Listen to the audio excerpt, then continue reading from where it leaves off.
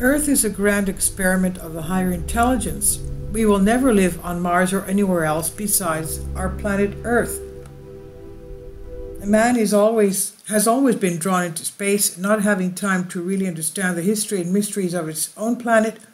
Humanity is simply eager to master new worlds. They started with the moon, but lunar research was suspended. Ufologists, not without reason, believe that all the connecting dots were meticulously placed by aliens. Extraterrestrial civilizations have long and densely occupied the Earth's satellite and are not going to tolerate pathetic representatives of humanity on it, it appears, for the sake of self-interest. When the road to the moon was closed, restless researchers had to master Mars at all costs, but even there we still suffer defeat. Mistake after mistake, failure after failure. Humanity continues to be plagued by setbacks in space, but what prevents our rockets from going into space? According to one version, all accidents are somehow connected with extraterrestrial intelligence. More than 20 years ago, scientists assumed that any reconnaissance expedition would be doomed to failure solely because extraterrestrial civilizations are categorically opposed to letting people into space. Quote, if we assume that there is intelligent life on Mars, albeit in a different form than ours, then the desire of the Martians to prevent the appearance of people on the red planet becomes obvious. Despite the arguments of some scientists, attempts to begin the exploration of Mars did not stop, but they all failed, end quote. Aliens are not fools. They are well aware that people are driven not only by scientific interest, but also by greed. It's not difficult to guess that enterprising humanity will immediately begin to plunder the bowels of the red planet. Such people will get, rob, and deplete the other planets of the solar system. High-tech angels? Vatican's shocking confession. In 2008, the entire Catholic world was shocked by the Vatican's announcement of the existence of extraterrestrial civilizations. For the first time in its history, the Catholic Church recognized the existence of other worlds and admitted that aliens could visit our planet in ancient times and influence the development of mankind.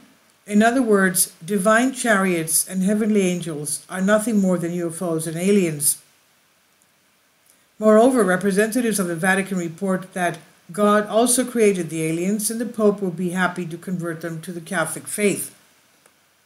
The question arises, what made the Vatican recognize aliens and even call them high-tech angels, quote unquote? However, you don't even have to guess. The world community knows perfectly well that secret knowledge and documents are stored in the secret archives of the Vatican libraries. Ufologists and many scientists suspect that the fall of an alien ship in 1947, we're talking about Roswell, New Mexico, did take place, and Vatican representatives took part in the study of UFOs, as well as its contents, including alien pilots. There's also a version that aliens really look very much like angels and not humanoids with gray skin and huge eyes. A divided land?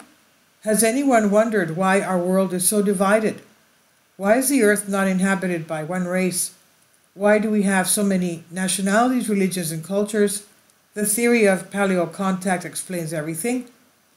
Various extraterrestrial civilizations regularly visited our planet in different eras and in different places. Roughly speaking, alien beings divided our planets among themselves. Each extraterrestrial race staked out its territory. Therefore, people adopted the culture, knowledge, and even the appearance of their gods. Many ancient works of art, frescoes and rock paintings, sculptures, miniatures depicted humanoid creatures in a kind of spacesuits, and even the halos on the icons, according to the scientists, are nothing more than a transparent sphere helmet which makes it possible for heavenly guests to breathe. Obviously, such images cannot be embodied if you do not observe them with your own eyes. All this happened thousands of years ago, and already many researchers believe that all human religions are generated by the arrival of aliens on Earth. who seemed to be gods to the terrestrial aborigines. And the gods of all people are different. People saw them with their own eyes and painted them the same way. That's why they could have a different number of limbs and eyes, and some even had animal heads or bodies instead of human ones. We're talking about the Nephilim here. Traces of gods or aliens?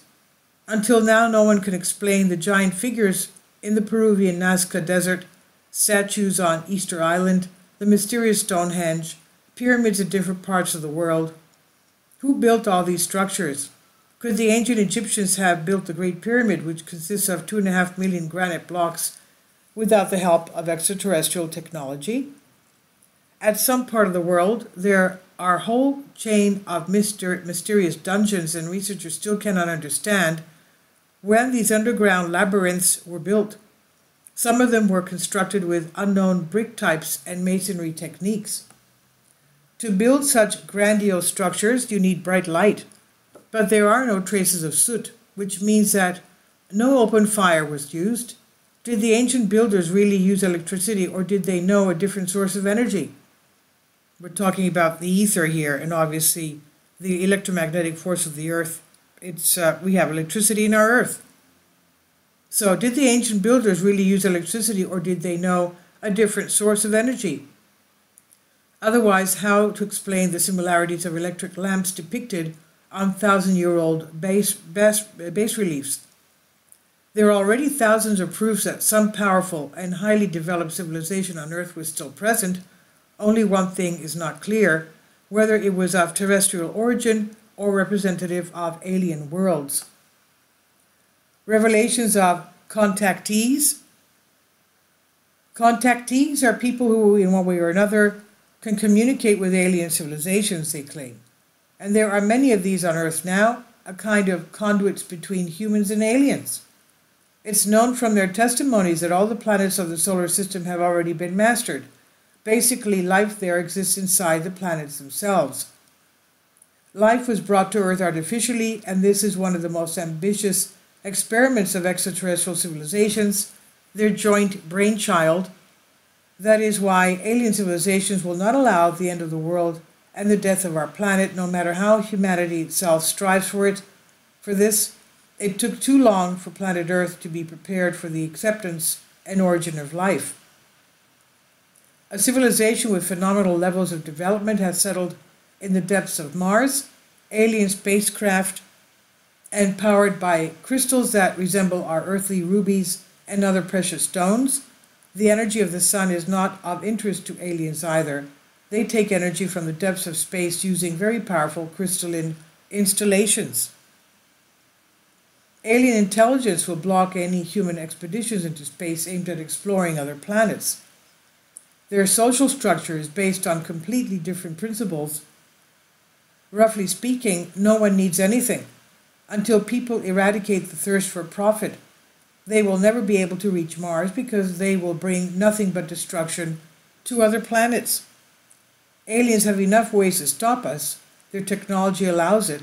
It's like punishing a naughty child when he is slapped on the hand so he does not get anywhere. And this is on Soul Ask. Please leave your comments, and thank you for your support. Please support my Patreon account. The daily posts are 5 videos daily, and they are totally different from what I have on my YouTube channel. Thank you so much for your support, and that you find all my content so interesting. You'll find the Patreon account details in the description box below.